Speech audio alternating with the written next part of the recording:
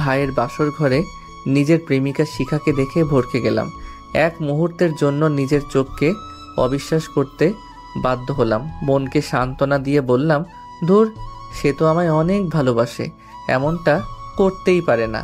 হাতের উল্টো পিঠ দিয়ে চোখ দুটো ডলে আবার ভালো করে তাকালাম, কিন্তু চেহারার কোনো পরিবর্তন আসলো না। বাড়ির সকলেই আমার দিকে ভয়ার্ত চাহনি নিক্ষেপ করেছে। রাগে আমার শরীর থরথর করে কাঁপছে। হঠাৎ গলা ফাটিয়ে গগন ফাটানো চিৎকার করে বললাম, এসব কি হচ্ছে এখানে? আমার চিৎকার শুনে বিছানায় বসে থাকা আমার প্রেমিকা ভয়ে কেঁপে ওঠে। কেউ কিছু বলার সাহস পাচ্ছে না। আমি সোজা ভাইয়ার কাছে গিয়ে তার কলার ধরলাম। এসব কি দেখছি আমি? তৎক্ষণাৎ সবাই এসে ভাইয়াকে আমার থেকে সরিয়ে নেয়। আমি আবারও চিৎকার করে বলতে শুরু করি, তোমরা জানতে না শিখাকে আমি ভালোবাসি? ও আমার গার্লফ্রেন্ড ছিল, তারপরও এই কাজটা তোমরা কিভাবে করতে পারলে? কারণ আমি তোমাকে ভালোবাসিনি। পিছন থেকে শিখার বাক্যটি শুনে আশ্চর্য হয়ে গেলাম। 2.5 বছরের সম্পর্ক আমাদের, আর সে এত সহজেই বলে দিল আমি তোমাকে ভালোবাসিনি। তাহলে কি এতদিন সব তোমার অভিনয় ছিল? হ্যাঁ। অবাক করার বিষয় হলো, শিখার মুখে অনুশোচনার কোনো ছাপ নেই পর্যন্ত। আমি দিক বিদিক হারিয়ে শরীরের সর্বশক্তি দিয়ে শিখার গালে থাপ্পড় বসিয়ে দেই। এতে সে বসা থেকে শুয়ে পড়ে। এটা দেখে ভাইয়া আমাকে এলোপাথারি মারতে শুরু করে, সাথে লাথি তো আছেই। এখন ভাইয়াকে কেউ আটকাচ্ছে না। এরপর বাবা এসে থাপ্পড় মেরে বলল, তুই এতটা বিগড়ে যাবি তা কখনো ভাবিনি। নিজের ভাবির গায়ে হাত তুলিস? ছি, ভাবতেই ঘৃণা হচ্ছে তোর প্রতি। চোখের সামনে থেকে চলে যা। ভাইয়ার ঘর ত্যাগ করার পূর্বে শিখাকে উদ্দেশ্য করে বললাম, যেখানে নিজের পরিবার আমার মন বুঝলো না, যেখানে 1000 টাকা দিয়ে কাপড় কিনে রঙের গ্যারান্টি পাই না, আর তোকে ফ্রিতে পেয়েছিলাম, সেখানে রং বদলানোটা খুব কঠিন কিছু নয়। সময় একদিন ঠিকই এর বিচার করবে। পৃথিবীতে সবকিছু বেইমানি করলেও সময় কখনো বেইমানি করে না। এক মুহূর্ত দেরি না করে নিজের ঘরে চলে আসলাম। ঘরে এসে বিছানায় শরীরটা এলিয়ে দিয়ে সিগারেটে আগুন জ্বালিয়ে ঠোঁটে দিয়ে লম্বা একটা টান দিয়ে ভাবনার জগতে ডুব দিলাম। একটা মানুষ কিভাবে এতটা পরিবর্তন হতে পারে সেটা ভাবলেই মনটা কেমন যেন ছন্ন ছাড়া হয়ে যায়। 2.5 বছরের সম্পর্ককে সে কয়েকদিনেই ভুলে গেল। পুরনো দিনের কথাগুলো ভাবলেই ঠোঁটের কোণে হাসি চলে আসে। একটা সময় ছিল যখন শিখা আমার জন্য পাগল প্রায়। যে মানুষটা আমাকে ছাড়া এক মুহূর্ত থাকতে পারতো না, আজ সেই মানুষটাই আমাকে বলছে কিনা সে আমাকে ভালোবাসে না। আজ খুব করে মনে পড়ছে তার মিষ্টি মিষ্টি আবদারগুলো। রাত 2টোর সময় আমি যখন গভীর ঘুমে আচ্ছন্ন থাকতাম, তখন সে ফোন দিয়ে বলতো, মুগ্ধ, আমার খুব আইসক্রিম খেতে ইচ্ছে করছে, একটু এনে দাও না। তার সেই মিষ্টি সুরের আবদারগুলো আমি এড়িয়ে যেতে পারতাম না। এত রাতে সারাটা শহর ঘুরে হলেও তার জন্য আইসক্রিম কিংবা চকলেট নিয়ে যেতাম। সে যখন অসুস্থ থাকতো, গভীর রাতে গাছ বেয়ে উঠে তার বেলকনি দিয়ে তার ঘরে গিয়ে মাথায় হাত বুলিয়ে দিতাম। যখন সে বলতো আমার মন খারাপ, তখন ছুটে যেতাম তার কাছে রাতভর গল্প করতে। তাকে হারানোর ভয় যখন আমাকে এতটাই ভাবাতো, তখন সে আমাকে বলতো, তুমি একদম চিন্তা করো না, আমি তোমাকে ছাড়া কোথাও যাব না। আমি সারা জীবন তোমার বুকে মাথা রেখে ঘুমাতে চাই। আর আজ থেকে সেই মেয়েটাই কিনা আমার বড় ভাইয়ের বুকে ঘুমোবে। নিয়তির কি বিচিত্র খেলা। চাকরির ইন্টারভিউ দিতে কিছুদিনের জন্য ঢাকা গিয়েছিলাম। সেখানে থাকতে হয়েছে কিছুদিন। এই কয়দিনে ঠিক মতো কথা হয়নি শিখার সঙ্গে। আর এতটুকু সময়েই সে নিজেকে এতটা পরিবর্তন করতে গেল, মজে গেল আমার ভাইয়ের মোহে। আর মজবেই না বা কেন? কত বড় অফিসার সে, মাস শেষে লাখ টাকা উপার্জন করে, আর আমি তো একটা বেকার ছেলে। ঢাকা থাকা অবস্থায় শুনেছি ভাইয়ার বিক্রি। ভেবেছিলাম তারা হয়তো আমার আসা পর্যন্ত অপেক্ষা করবে, তারপর বিয়ে হবে। কিন্তু আমার পরিবারের কাছে আমি এতটাই অবহেলার পাত্র ছিলাম যে তারা আমার অনুপস্থিতিতে ভাইয়ার বিয়ে দেয়। তারা ভাবতো আমি থাকলে যদি কোনো সমস্যা বাঁধিয়ে ফেলতাম। ভাইয়া জানতো না যে আমি শিখাকে ভালোবাসতাম, কিন্তু মা বাবা তো জানতেন। হঠাৎ হাতে গরম কিছুর ছোঁয়া টের পেয়ে হাতের দিকে তাকালাম। সিগারেটটা পুড়ে শেষ হয়ে গেছে। ঘর থেকে বেরিয়ে ছাদে গেলাম, সেখানে আরও একটা সিগারেট ধরালাম। মনের সুখে সিগারেটের টান বসালাম। পৃথিবীতে সিগারেটই হচ্ছে একমাত্র খাবার যেটা মনের অতল গহ্বরে লুকিয়ে থাকা কষ্টকে টেনে হিচড়ে বের করে উড়িয়ে নিয়ে যায় নিজের সাথে, ঘুরে বেড়ায় পথহারা পথিকের মতো। এভাবে কয়েকটা সিগারেট শেষ করার পর বাড়ি থেকে বের হলাম। বাড়ির পাশে থাকা ব্রিজের উদ্দেশ্যে হাঁটছি আর সিগারেটের ধোঁয়া উড়াচ্ছি। কিছুক্ষণ সে কাঙ্ক্ষিত জায়গায় পৌঁছালাম। এই মুহূর্তে নিজের জীবনটাকে খেলনা মনে হচ্ছে। উদ্দেশ্য ব্রিজ থেকে লাফিয়ে আত্মহত্যা করব, কিন্তু ভিতরে ভিতরে অনেক ভয় করছে। এত দূর থেকে লাফ দিলে কি আদৌ বেঁচে থাকবো? এখনই ভাবলাম, আরে আমি তো মরার জন্য লাফ দেব, তাহলে মৃত্যু নিয়ে চিন্তা করছি কেন? ইতিমধ্যে হাতে থাকা সিগারেটটাও শেষ হয়ে গেছে। পকেট থেকে সিগারেটের প্যাকেট বের করে দেখি সিগারেট শেষ। প্যাকেটটাকে মুখের সামনে তুলে ধরে বললাম, শেষে তুইও আমাকে ছেড়ে যাচ্ছিস? আর যাবি না বা কেন? যেখানে নিজের পরিবার পাশে রইল না, সেখানে তোকে কাছে পাওয়া বিলাসিতা মাত্র। এই পৃথিবীর সবাই স্বার্থপর রে। নিজের স্বার্থ হাসিল করে সবাই একা করে চলে যায়। দিন শেষে বেঈমানগুলোই সুখে থাকে আর কষ্টে মরে বোকা মানুষগুলো। আমরা যাকে নিজের থেকেও বেশি আপন ভাবি, একদিন সেই মানুষটাই পর করে চলে যায়। কেন এমন হয় বলতে পারিস? যা, তোকেও মুক্তি দিয়ে দিলাম বলেই প্যাকেটটা পানিতে ফেলে দিলাম। মুহূর্তে হারিয়ে গেল প্যাকেটটি। ভাবছি এভাবেই আমিও হারিয়ে যাব সবার আড়ালে। ব্রিজের রেলিংয়ের উপর দাঁড়িয়ে দিলাম লাফ।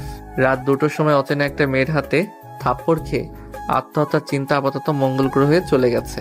গালে হাত দিয়ে চিন্তা করছি আমাকে থাপ্পড় মারার কারণ। লাফ দিতেই যাচ্ছিলাম, তখনই কে যেন পা জড়িয়ে ধরে, তাই আর লাফ দেওয়া হয়নি। মেয়েটির দিকে ভালো করে তাকিয়ে দেখি কালো জিন্সের প্যান্ট, কালো হুডি, কালো একটা মাস্ক, হুডির টুপি মাথায় দেওয়া, সবকিছুই কালো। সামনে যে একটা মেয়ে দাঁড়িয়ে আছে সেটাই বোঝা যাচ্ছে না ঠিক মতো। আবার পাশে একটা কালো বাইকও রয়েছে। মেয়েটি আমার মুখের সামনে তুড়ি বাজিয়ে বলল, এই যে হ্যালো, বোবা হয়ে গেলেন নাকি? এইভাবে চুপচাপ কি দেখতেছেন? এতক্ষণে হুশ হলো আমার। তার আগে আমাকে বলেন, আপনি আমাকে মারলেন কেন? আত্মহত্যা করছিলেন তাই? জানেন আত্মহত্যা মহাপাপ? জানি, তবে আপনার সাহস দেখে অবাক না হয়ে পারলাম না। এত রাতে একা একটি মেয়ে হয়ে একটা ছেলেকে মারলেন। এখন যদি আমি আপনার কোনো ক্ষতি করি? মেয়েটি বোধহয় হাসলো। হাসির কি বললাম? আপনি হাসছেন? হাসার মতো কিছু বলেছি কি? আপনি বোবার মতো কথা বলেন। মানুষ এতটা অকৃতজ্ঞ নয় যে তার জীবন বাঁচিয়েছে তারই ক্ষতি করার চিন্তা করবে। বাহ, চমৎকার কথা বলেছে তো মেয়েটা। আপনার বুদ্ধি আছে বলতে হয়। এতটুকু বুদ্ধি নিয়ে চলতে হয়। যাই হোক, এখন বলুন, বলদের মতো মরতে কেন যাচ্ছিলেন? আরে মেয়েটা তো আজব, আমাকে বলদ বলল। সোজা সাপটা উত্তর দিলাম, আমার প্রেমিকার বিয়ে হয়েছে, সে বেইমানি করেছে আমার সাথে। আজীব ব্যাপার। মেয়েটি খিলখিল করে হাসছে। আমার কষ্টের কথা শুনে সে হাসছে। মনে কি মায়া বলে কিছু নেই? ব্যাস এইটুকুই? এই সামান্য কারণে আপনি জীবনটা শেষ করতে চাচ্ছিলেন? মিষ্টি চাঁদের দিকে তাকিয়ে দীর্ঘ একটা শ্বাস ছেড়ে বললাম, আরো কারণ আছে। সে আমার বড় ভাইকেই বিয়ে করেছে, আর পরিবারের সবার কাছে আমি অবহেলার পাত্র। মা বাবা জানতো আমাদের সম্পর্কের বিষয়ে, তারপরও তারা বিয়েটা আটকায়নি। আমার অনুপস্থিতিতে বিয়ে দিয়ে দেয়। এবার মেয়েটিও লম্বা একটা শ্বাস ছাড়লো। তার কণ্ঠ শীতল হয়ে এলো। চলুন সামনে হাঁটা যাক। হাঁটবেন? আচ্ছা চলুন। আমরা হাঁটা ধরি। এখনো পর্যন্ত কেউ কারো নামই জানলাম না। হঠাৎ সে বলে ওঠে, সত্যিই পরিবারের কাছে এমন ব্যবহার পাওয়া খুব কষ্টের। এর চেয়ে মৃত্যু যন্ত্রণায় শ্রেয়। কিন্তু মা বাবা কি করে হতে পারে সন্তানের উপর এতটা কঠোর? তারা কি সত্যিই আপনার? জি, ঠিকই ধরেছেন। তারা আমার আপন মা বাবা নয়। শুনেছি যখন ছোট ছিলাম তখনই দত্তক নিয়েছিল আমায়। আমি তো এটাও জানি না যে আমার আসল মা বাবা কি আদৌ বেঁচে আছে কিনা মরে গেছে। ছোটবেলায় সবাই খুব ভালোবাসতো, বিশেষ করে মায়ের ভালোবাসাটা পেতাম সবচেয়ে বেশি। আস্তে ধীরে যখন বড় হতে শুরু করি তখন আমার প্রতি মায়ের ভালোবাসা দেখে বড় ভাই হিংসায় জ্বলে যেত। আমি তাকে আপন ভাই ভাবতাম ঠিকই, কিন্তু তার চোখে আমি নিতান্তই উটকো একটা ঝামেলা। তাই সে উঠতে বসতে বাড়ির সকলের চোখে আমাকে যে কোনো মূল্যে অপরাধী সাজাতো। আমিও কখনো তাকে কিছু বলতাম না। তাদের নুন খেয়েছি, ছোট থেকে বড় করেছে, এই তো অনেক। এগুলো তো নিজের মা বাবাও করতে পারতো, তাই কখনো অকৃতজ্ঞ হয়ে ওঠা হয়নি। আস্তে আস্তে পরিবারের চোখে সবচেয়ে বাজে মানুষ হয়ে গেলাম। সন্তানের মতো ভালোবেসেছিল, ফেলে তো আর দিতে পারে না, তাই বাড়ির এক কোণে ফেলে রাখতো আমাকে। আমার প্রেমিকা ছিল বড়লোক বাবার একমাত্র মেয়ে, আর ছেলেও মস্ত বড় অফিসার, মাস শেষে লাখ লাখ টাকা উপার্জন করে।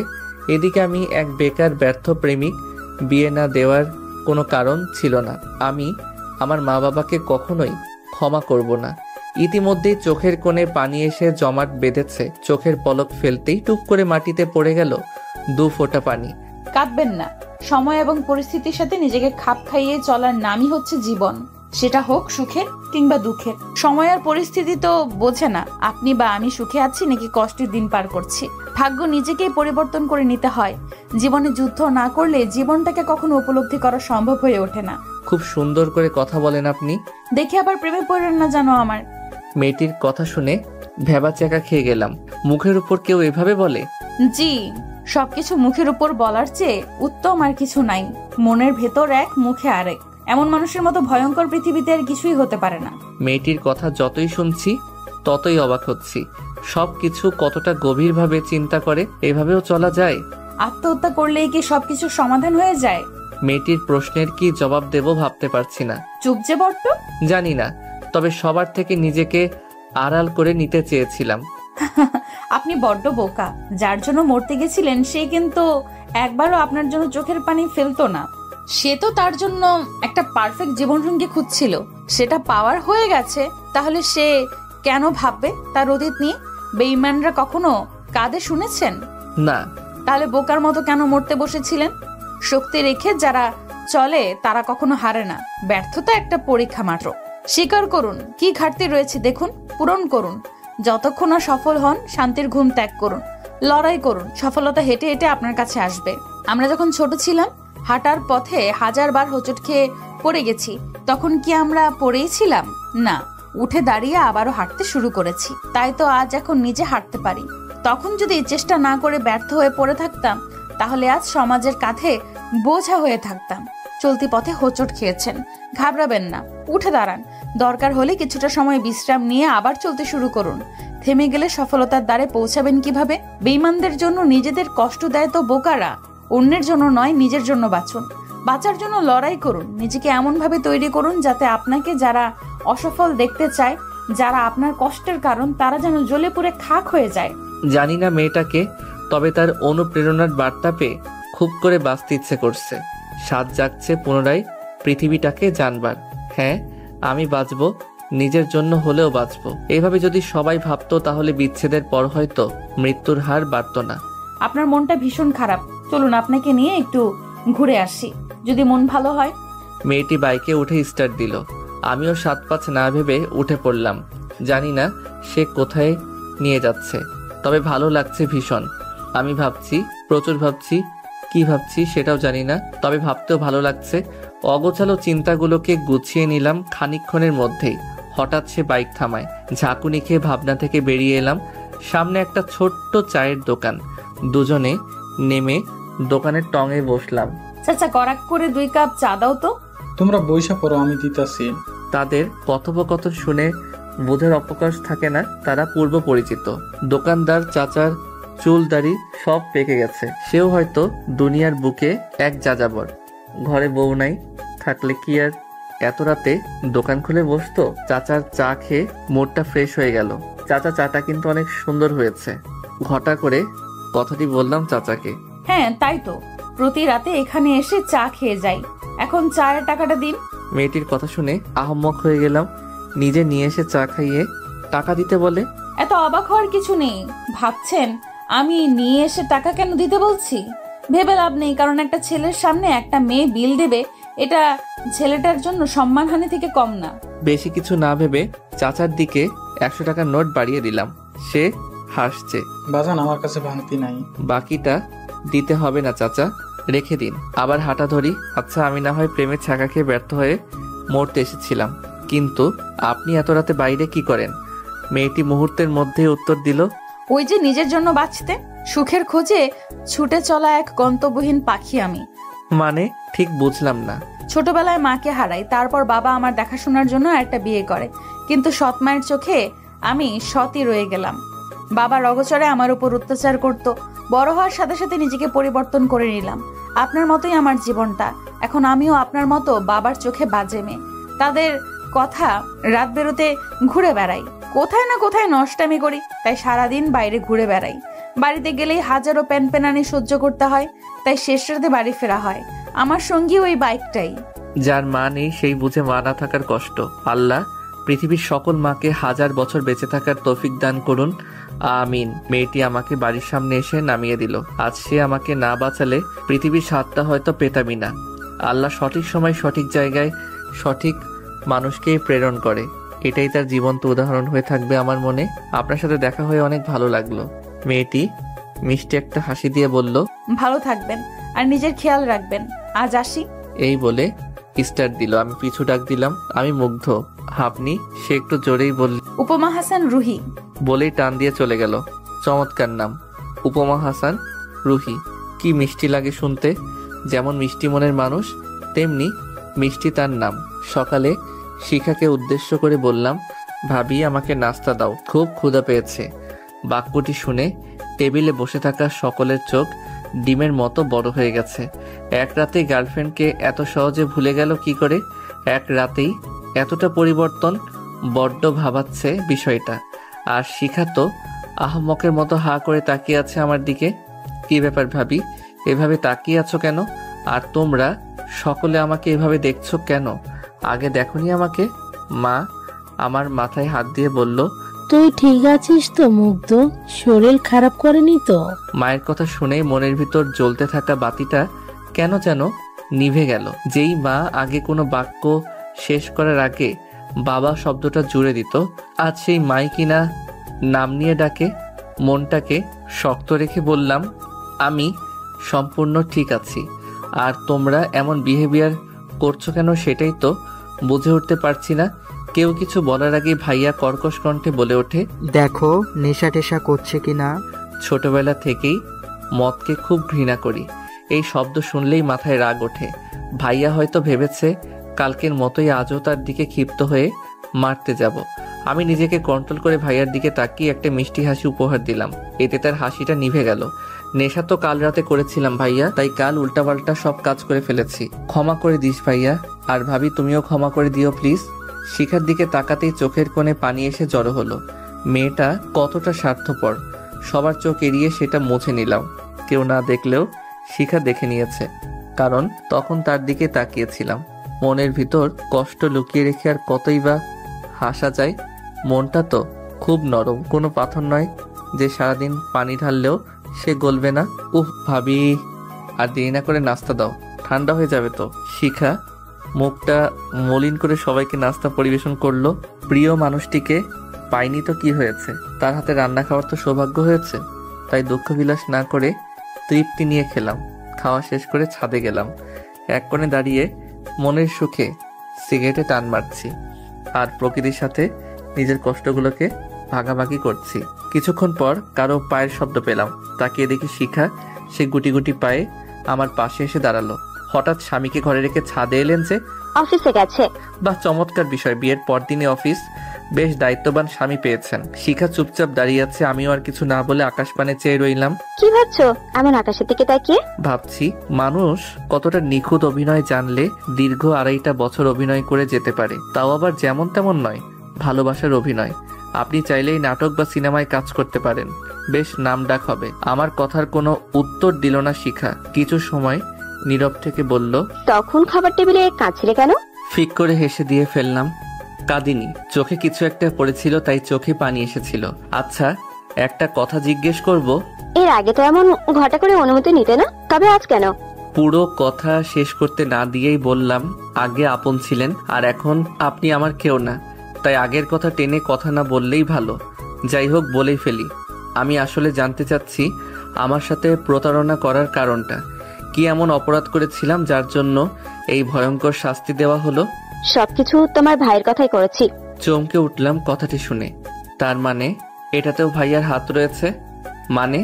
তোমার ভাইয়ের সাথে আমার রিলেশন 3 বছরের। একদিন হঠাৎ তোমার ভাইয়া আমাকে বলে তোমার জন্য নাকি মা তাকে ভালোবাসেনি, সব ভালোবাসা তুমি একাই পেয়েছো, এমনকি সব সম্পত্তি তোমার নামেই করে দেবে। তাই সে তোমার সাথে আমাকে ভালোবাসার নাটক করতে বলে, তাই আমিও তার কথায় রাজি হয়ে যাই। শিখার কথা শুনে বেশ পাগলের মতো হাসতে ইচ্ছে করছে, হেসেও ফেললাম। তুমি হাসছো? কাল দিন পর্যন্ত খুব অহংকার করে বলতে পারতাম আমার একটা আপন মানুষ ছিল, কিন্তু আজ যে সম্পূর্ণ একা হব এটা ভাবিনি কখনো। এখন থেকে আমি শুধুই আমার। তোমার কথা ঠিক মানে বুঝলাম না। হ্যাঁ, তোমার শ্বশুর শাশুড়ি আমার নিজের মা বাবা নয়, দত্তক নিয়েছিল। ছোটবেলায় ভালোবাসতো ঠিকই, কিন্তু এখন আমি তাদের কাছে ডাস্টবিনের আবর্জনা, আর বাকি রইল সম্পত্তি। আরে, যেখানে আপন মানুষগুলো দূরে ঠেলে দেয় সেখানে তার থেকে বড় কষ্টের আর কি হতে পারে? সম্পত্তি দিয়ে কি হবে যদি মনেই সুখ না থাকে? জানো শিখা, এই পরিবার থেকে যখন অবহেলা পাচ্ছিলাম তখন হুট করে তুমি আমার জীবনে অনুপ্রবেশ করলে, আর তারপর আস্তে আস্তে তুমি নিজেই ভালোবাসার হাত বাড়িয়ে দিলে। তখন আমি আবার নতুন একটা পৃথিবী সাজাতে ব্যস্ত হয়ে পড়লাম। সবাই যখন আমাকে তাদের দ্বার থেকে তাড়িয়ে দিল, তখন শেষে এসে তোমার দ্বারে দাঁড়ালাম।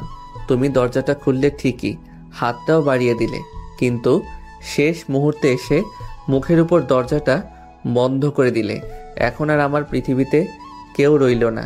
না পেলাম নিজের মা বাবার ভালোবাসা, না পেলাম টাকা দিয়ে কিনে নেওয়া মা বাবার ভালোবাসা, আর না পেলাম প্রিয় মানুষটার ভালোবাসা। আমার জীবনটা কতটা রঙিন, তাই না শিখা? চারিদিকে শুধু সুখ আর সুখ। আমার সাথেই কেন এমন হলো বলতে পারো?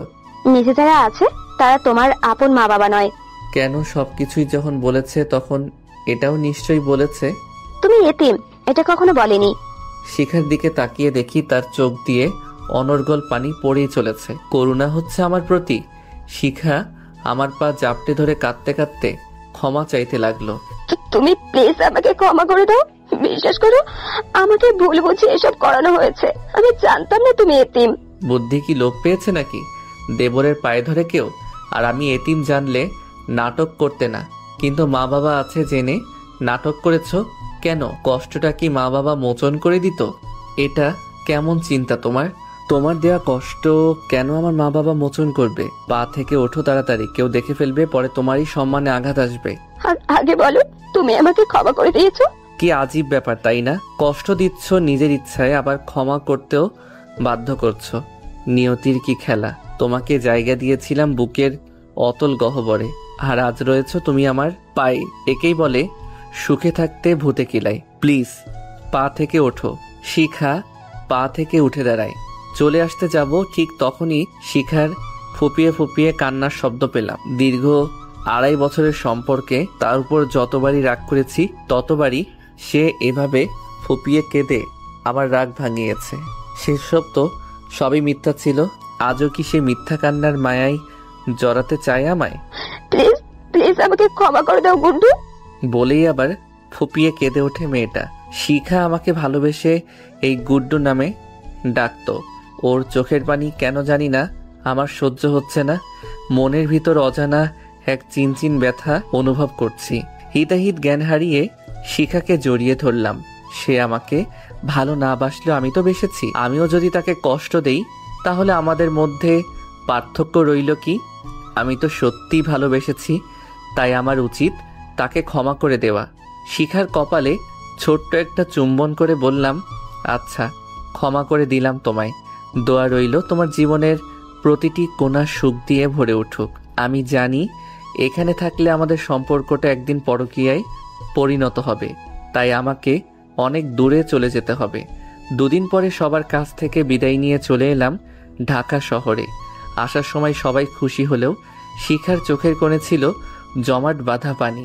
তাকে ইশারায় বলেছিলাম কখনো কাঁদবে না, সব সময় মুখে হাসি রেখা ফুটিয়ে রাখবে।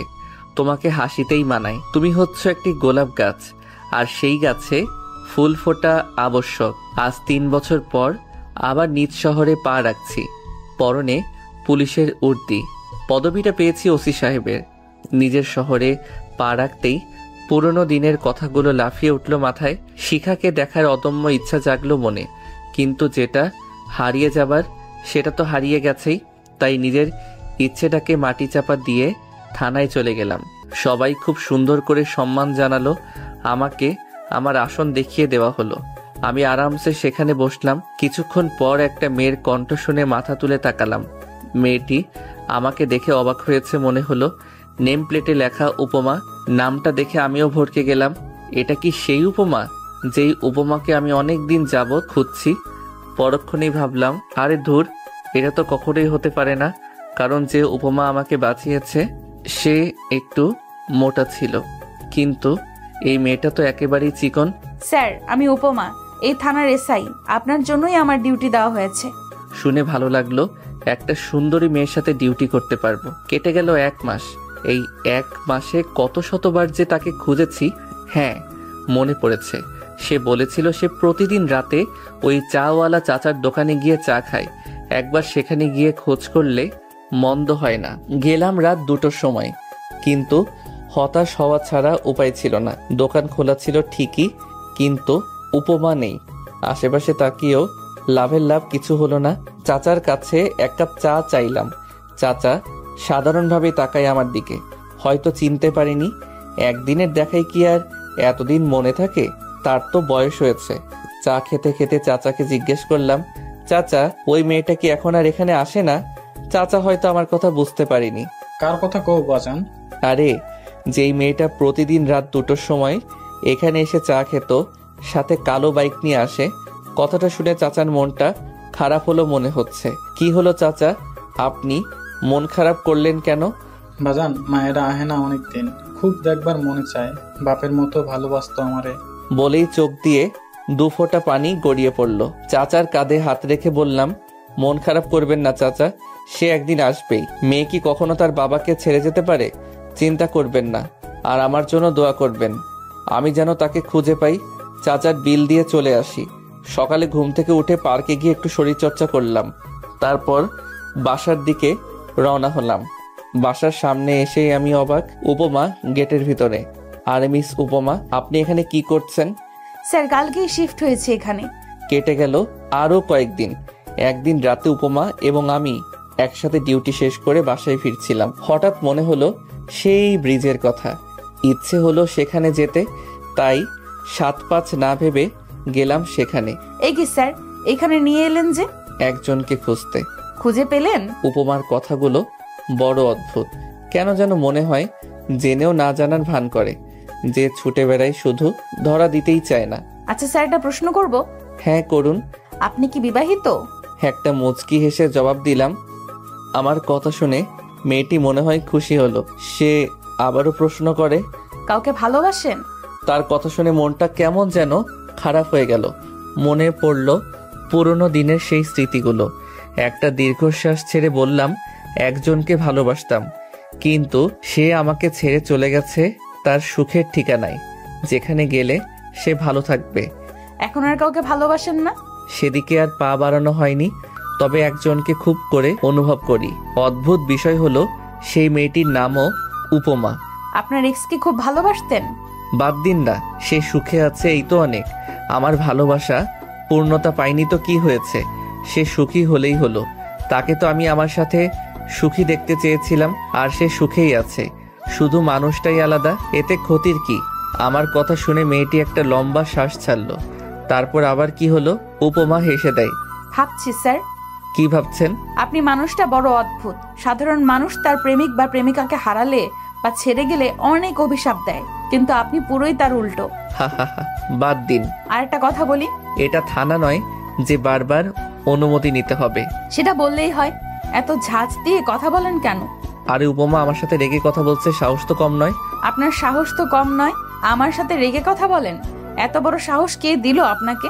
উপমা তার মুখটা একদম আমার কাছে এনে বলে, এটা থানা নয় যে আপনাকে ভয় পেয়ে কথা বলবো। বাপরে, মেয়ে তো একেবারে আগুন। এসআই হয়ে ওসিকে ফাপড় দেয়, আমার নাম থাকলো। যাই হোক, বলে ফেলি, আপনি যাকে অনুভব করেন তাকে যদি খুঁজে পান তাহলে কি করবেন? একেবারে বিয়ে, যদি সে রাজি হয়। উপমা মনে হয় আমার কথা শুনে খুশি হলো। এটা ভালো বলেছেন। প্রিয় মানুষকে হারিয়ে যেতে দিতে নেই। একবার হারিয়ে গেলে সারা জীবন আফসোস নিয়ে কাটাতে হয়। নিয়তি বড় অদ্ভুত। কেউ কি আর ইচ্ছে করে তার প্রিয় মানুষটিকে হারায়? তারা নিজের রং বদলিয়ে নতুন রঙের ছোঁয়ায় ডুবে যায়, হারিয়ে যায় সেই রঙের অতল গহ্বরে। জীবনটাই কেটে গেল কষ্টের সাগরে ভেসে। সব সয়ে গেছে।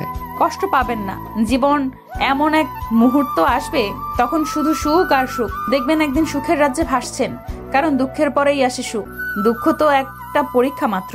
আপনার কথাগুলো খুব পরিচিত মনে হচ্ছে। হতেও পারে। আচ্ছা, সেই মেয়েটা যদি দেখতে কুৎসিত হয় তবুও তাকে বিয়ে করবেন? চেহারা দিয়ে আর কি করব? যদি মনটাই হয় বিষাক্ত, সে কুৎসিত হোক না সুন্দর এতে আমার আসে যায় না।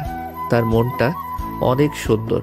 একটা মানুষ কতটা ভালো হলে একজনের প্রাণ বাঁচিয়ে তাকে বাঁচতে শেখায়। সে আর যাই হোক, আর 5টা মেয়ের মতো বেইমান হবে না। যদি সে কুৎসিত হয় তাহলে আমার জন্য ভালোই হবে। উপমা অবাক হলো শেষের কথাটি শুনে। কুৎসিত হলে ভালো হবে কেন? কেননা আজকের দিনে পরকীয়া এতটাই বৃদ্ধি পেয়েছে, আর এগুলো সুন্দরী মেয়েরাই করে বেশি। আর বিশেষ করে বউকে নিয়ে বাইরে বের হলে রাস্তার কিছু কুকুরের বাজে নজরে যেতে হয়। কুৎসিত হলে কেউ সেভাবে তাকাবে না। আপনার কথা শুনে ভালো লাগলো। আচ্ছা, আপনি যদি তাকেও না পান তাহলে কি আবারও আত্মহত্যা করবেন? উপমার কথা শুনে অবাকের চরম পর্যায়ে পৌঁছে গেলাম। আমি যে আত্মহত্যা করতে চেয়েছিলাম সে জানলো কিভাবে? আমি তো তাকে কখনো বলিনি। আপনি এসব জানলেন কিভাবে? বলছি একটু অপেক্ষা করুন, আমি আসছি। আর যতক্ষণ না আসছি ততক্ষণ এখান থেকে এক পাও সরবেন না, নাহলে পা ভেঙে হাতে ধরিয়ে দেব। এই বলে গাড়ি নিয়ে চলে গেল। বুঝলাম না হঠাৎ তার কি হলো। মেয়েটি আজ বড় অদ্ভুত আচরণ করছে। দাঁড়িয়ে রইলাম। কিছুক্ষণ পর বাইকের শব্দ শুনলাম। পিছনে তাকিয়ে দেখি সেই পুরনো দিনের মেয়েটি। কালো হুডি পরা, কালো মাস্ক, হুডির টুপি মাথায় দেওয়া, কালো বাইক। সে এসে আমার সামনে দাঁড়ালো। আমি শুধু নির্বাক হয়ে তাকিয়ে রইলাম। স্বপ্ন দেখছি না তো? আমার সামনে দাঁড়িয়ে আছে পুরনো সেই উপমা, যার জন্য আজ আমি বেঁচে রয়েছি। বেঁচে থাকতে তার সাথে আবার দেখা হবে ভাবতে পারিনি কখনো। আমি তাকে দেখাতে বিভোর হয়ে আছি। কখন যে সে সামনে এসে দাঁড়িয়েছে বুঝতেই পারিনি। এই যে মিস্টার কাবলাকান্ত, কি দেখছেন এভাবে? যেদিনই আপনার সামনে এসে দাঁড়াই সেদিনই এভাবে তাকিয়ে থাকেন। কি ঘটনা বলুন তো? ভালো টালো বাসেন নাকি? আমি তার প্রশ্নের কোনো জবাব না দিয়ে উল্টো প্রশ্ন করলাম, এতদিন কোথায় ছিলেন জানেন? পাগলের মতো খুঁজছিলাম আপনাকে, শুধু একবার দেখব বলে। একটা অজানা মেয়েকে খুঁজছেন, তাও আবার পাগলের মতো? কেন?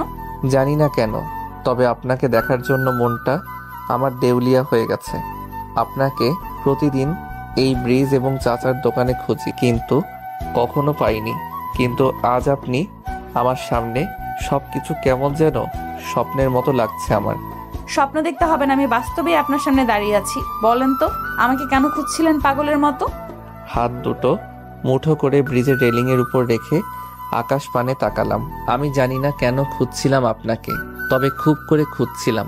আপনাকে খুঁজতে আমার ভালো লাগে। কারণটা কি শুধুই ভালো লাগার? মেয়েটির দিকে একবার তাকিয়ে আবার চোখ ফিরিয়ে নিলাম। জানা নেই। আচ্ছা আজ তাহলে আসি, বেঁচে থাকলে আবার দেখা হবে কোনোদিন। মেয়েটির যাওয়ার কথা শুনে হঠাৎ আমার হাসি মুখটা মলিন হয়ে গেল। এতদিন পর খুঁজে পেয়েও আবার হারিয়ে ফেলবো তাকে। সে চলে যাওয়ার জন্য পিছু ফিরে হাঁটা ধরলো। শুনুন, পিছু ডাক শুনে আবার আমার কাছে চলে এলো। যাবেন না প্লিজ? সে চোখ দুটো ছোট ছোট করে বলল। থেকে যাওয়ার তো কারণ খুঁজে পাচ্ছি না। আমি উত্তেজিত হয়ে বলি, কারণ আছে। সে মাথা নাড়িয়ে বলে, কি? আমি একটা শুকনো ঢোক গিলে বললাম, আপনাকে আমি অনুভব করি সব সময়। বাক্যটি বলেই তার উল্টো হয়ে দাঁড়ালাম। কিছুটা সময় অতিবাহিত হওয়ার পরেও যখন কোনো সাড়া শব্দ পেলাম না, তখন পিছন ঘুরে তাকালাম, কিন্তু উপমা নেই। গেল কোথায়? তাহলে কি সে আমাকে আবার ছেড়ে গেল? আমার ভাগ্যটাই কি এমন? সুখ নামক শব্দটা আমার জন্য কি হারাম হয়ে গেছে? নিমিষে আমার মনটা খারাপ হয়ে গেল। কেন বারবার এমন হয় আমার সাথে? এই যে মিস্টার কাবলাকান্ত, পেছন ফিরে তাকান। পিছন থেকে কারো কথা শুনে চমকে উঠলাম। পিছনে তাকিয়ে দেখি উপমা ফুল হাতে নিয়ে হাঁটু গেড়ে বসে আছে। উপমার কাণ্ড দেখে আমি নির্বাক। এই কাজটা সবসময় ছেলেরা করে থাকে, কিন্তু এখানে উপমা নিজেই। উইল ইউ বি মাই সন্তানের বাবা? উপমার প্রপোজ দেখে আমি টাসকিত। এরকম প্রপোজও কেউ করে? বেশি ঢং না করে ফুলটা নাও।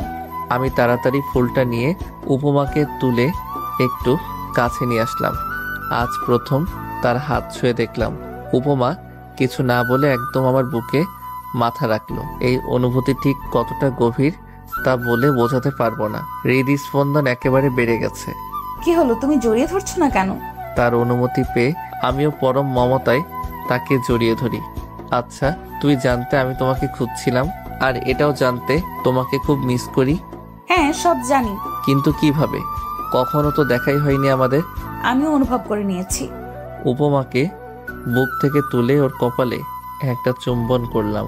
তারপর নিজ হাতে ওর মাস্ক খুলতে লাগলাম খুব আগ্রহ নিয়ে। হঠাৎ উপমা আমার হাতে হাত রাখে।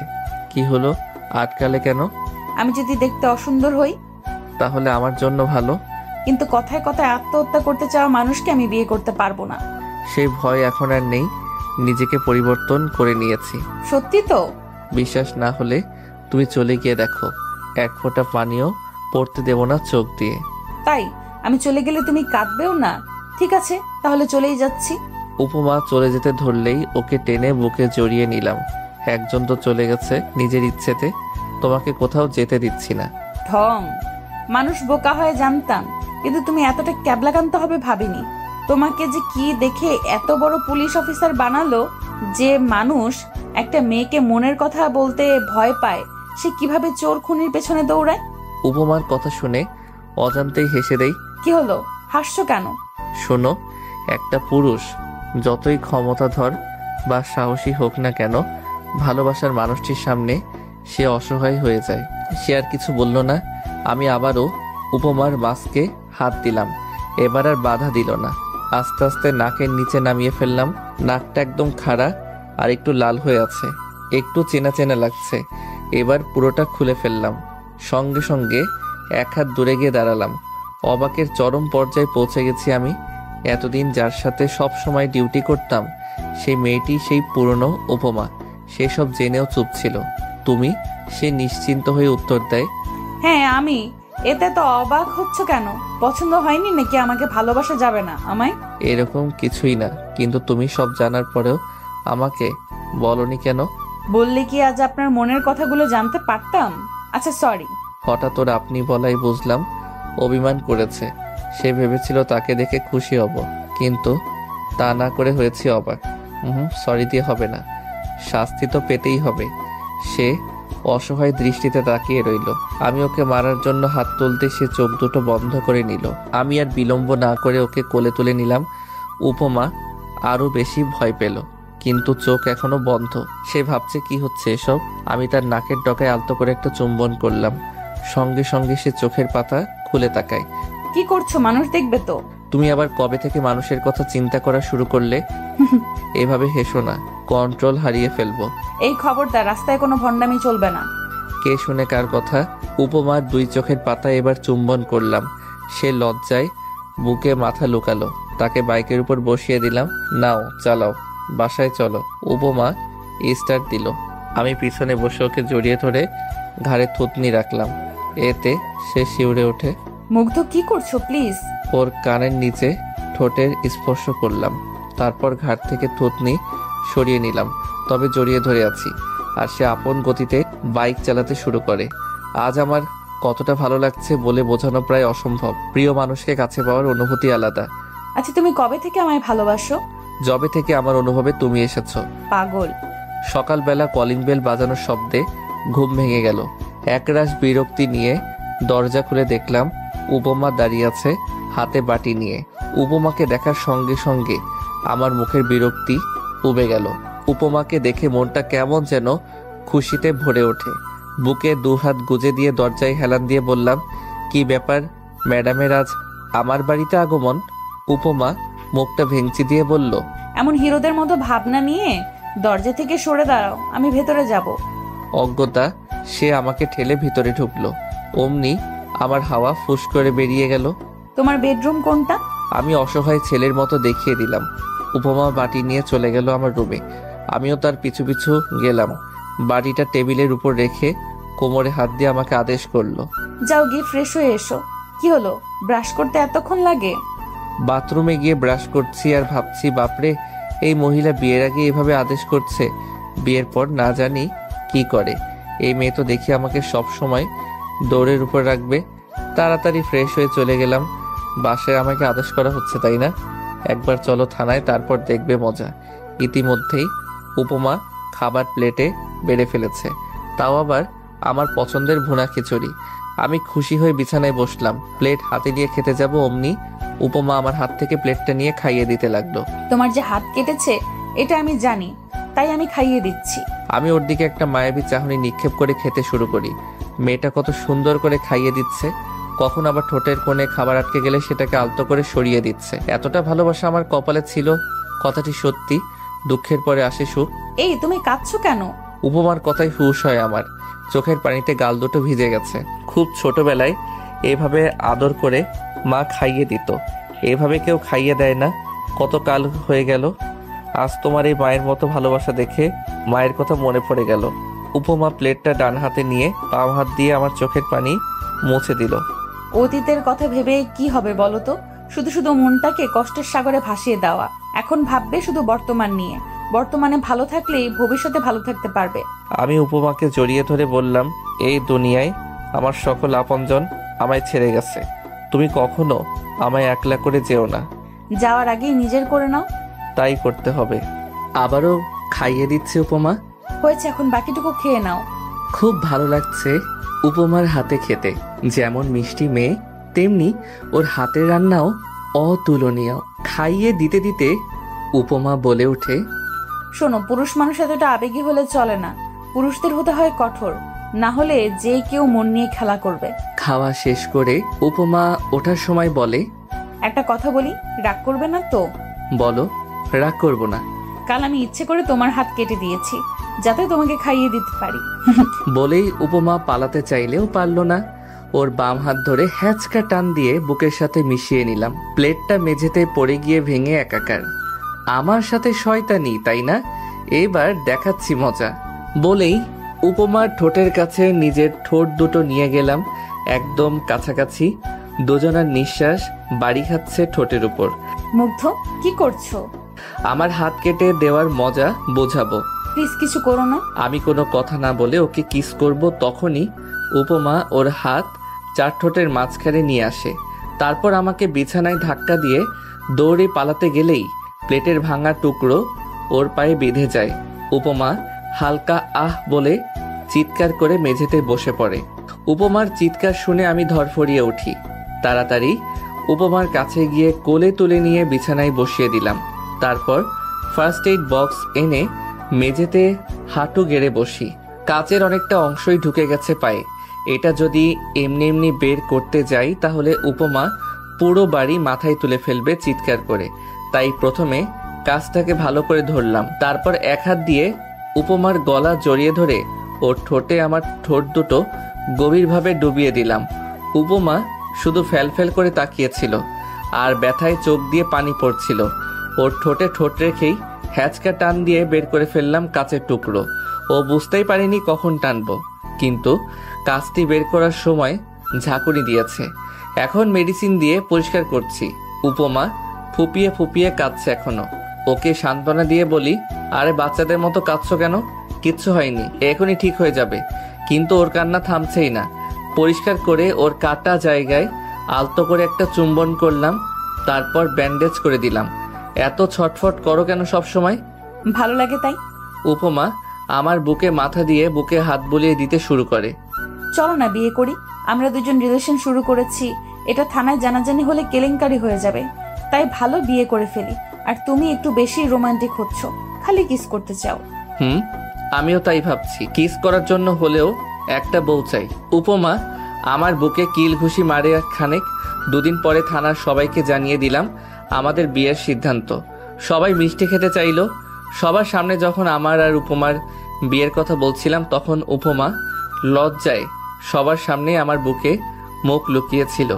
কিন্তু সে ভুলে গেছে সে আরো বেশি লজ্জায় পড়ার কাজ করলো। সামনে যে এসপি স্যার দাঁড়িয়ে আছে সেটা ও ভুলে গেছে। মেয়েরা এতটা লজ্জাবতী হয়। এখানে যে আমরাও আছি সেদিকে কি খেয়াল আছে? এসপি স্যারের বাক্যটি সুন্দর। উপমা আরো বেশি লজ্জা পেল। আমার আর বুঝতে বাকি রইল না আর কিছুক্ষণ থাকলে উপমা লজ্জার ঠেলায় জ্ঞান হারিয়ে ফেলবে। আমি উপমাকে নিয়ে চলে আসতে যাব, ঠিক তখনই এসপি স্যার আমার কাছে এসে কাঁধে হাত রেখে বললেন, তোমাদের জন্য শুভকামনা রইল ইয়াং ম্যান। ধন্যবাদ স্যার, দোয়া করবেন আমাদের জন্য। আর শোনো, 6 মাস আগে উপমার সৎমা উপমাকে বের করে দেয় তার আপন বাবার থেকেও যে নেই। যদিও তোমাকে বলার কোনো কারণ নেই, তবুও বলছি, মেয়েটাকে কখনো কষ্ট দিও না। কিছুদিন আগেই অনেক বড় একটা ধাক্কা সামলিয়েছে, এখন পৃথিবীতে ওর আপন বলতে শুধু তুমি। জি স্যার, আপনি চিন্তা করবেন না, আমি উপমাকে সবসময় সুখে রাখার চেষ্টা করব। উত্তরস্বরূপ এসপি স্যার হেসে মুচকি হাসি দিয়ে স্থান ত্যাগ করলো। আমি উপমাকে নিয়ে নিজের কেবিনে চলে আসলাম, চেয়ারে বসিয়ে দিলাম। তুমি খুশি তো? উপমা আমার কপালে আদর দিয়ে বলে, অনেক। জানো, প্রথম যেদিন তোমাকে দেখি সেদিনই ক্রাশ নামক অখাদ্য জিনিসটা খেয়ে ফেলেছিলাম। ভাবছিলাম এত কিউট গুলুমুলু একটা ছেলে আত্মহত্যা করতে যাচ্ছে। ভাবছিলাম তোমার সাথে তখনই প্রেম শুরু করতে, কিন্তু পরে যখন শুনলাম তুমি ছ্যাঁকা খেয়ে ব্যাকা হয়ে গেছো, তখন আর সাহস পাইনি বলার।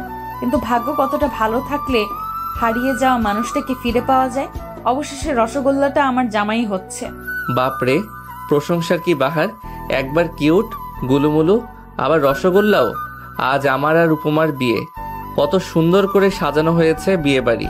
চারিদিকে কত সুন্দরী রমণী ঘুরছে, কিন্তু কাউকেই দেখতে পারছি না। বউয়ের সোজা কথা, কোনো মেয়ের দিকে তাকালে বাসর ঘরে খাটের তলায় থাকতে হবে।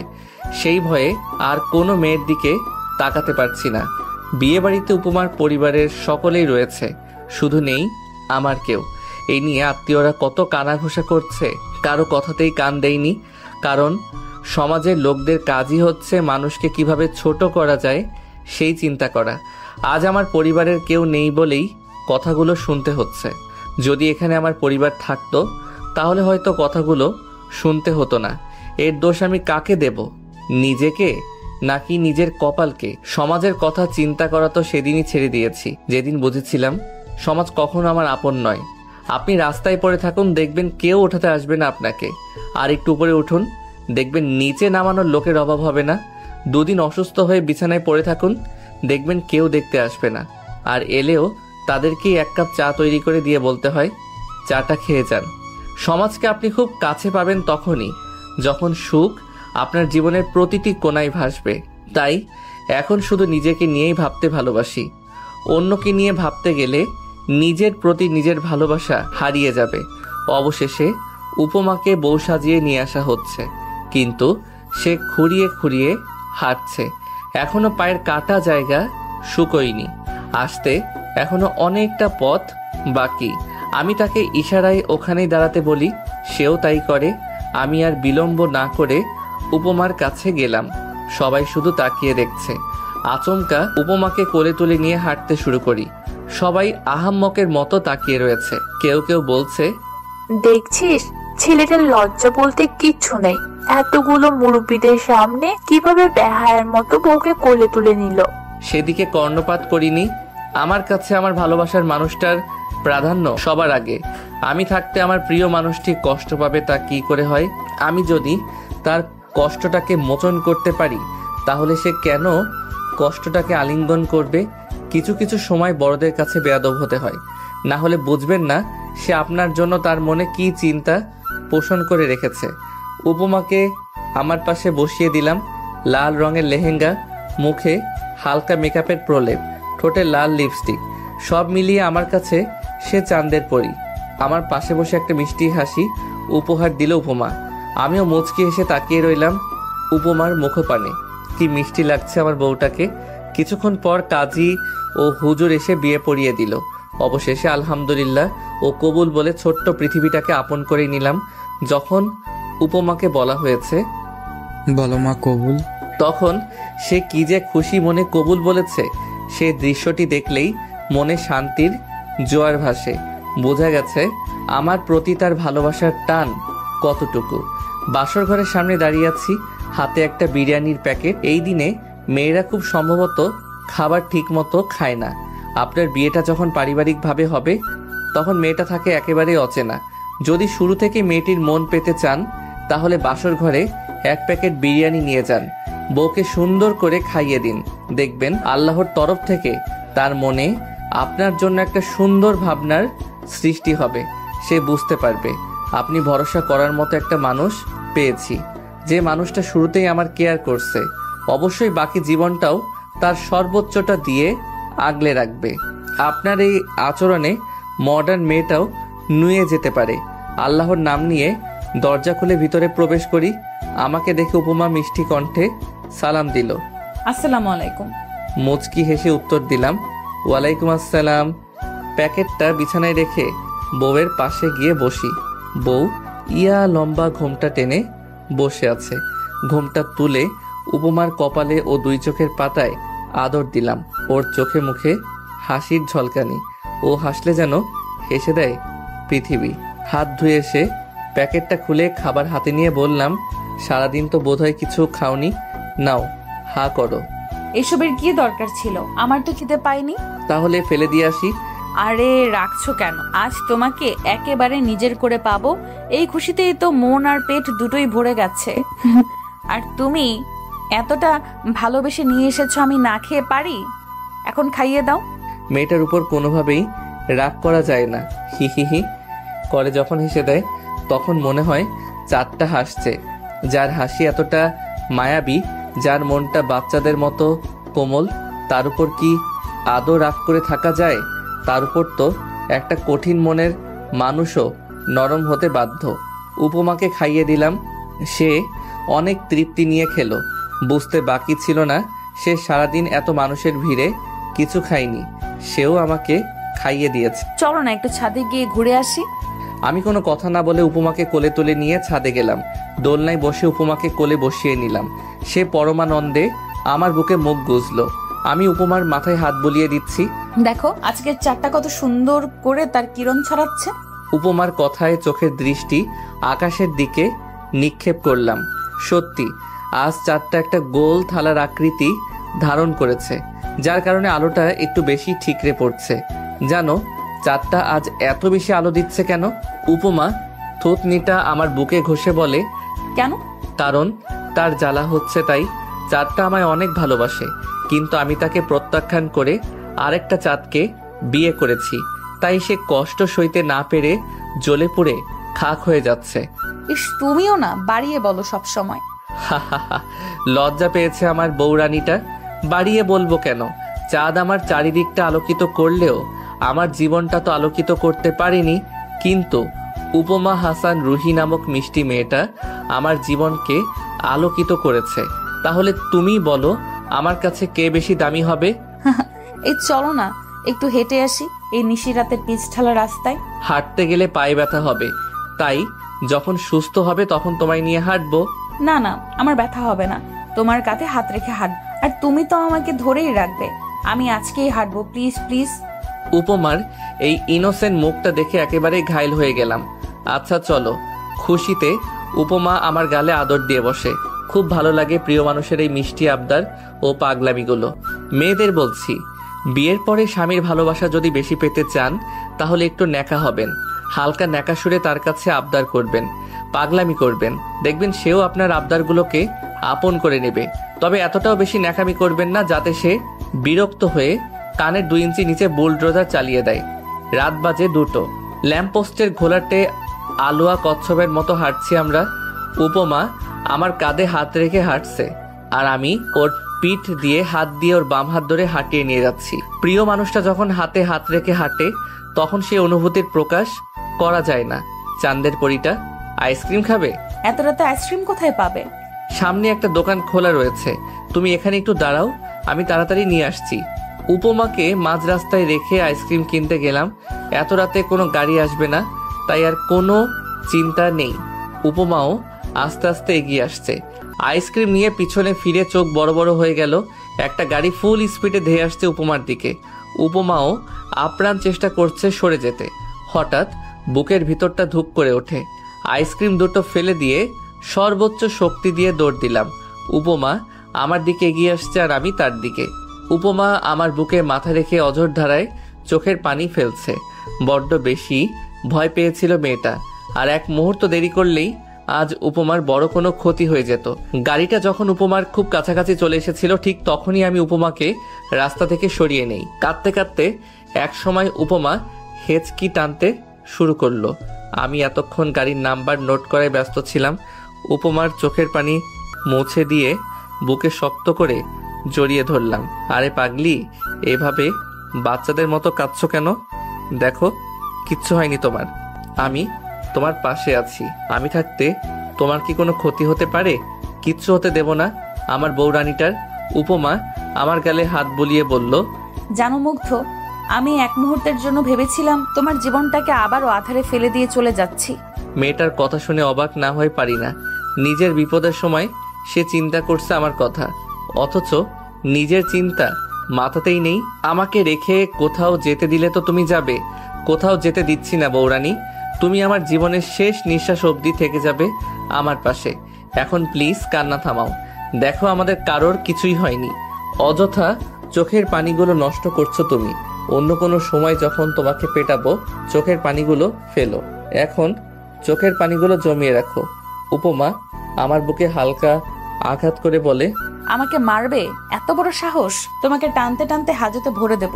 তুমি জানো আমি কে? এই অপরাধের জন্য তোমাকে আমি কত বড় শাস্তি দিতে পারি। তুমি কে?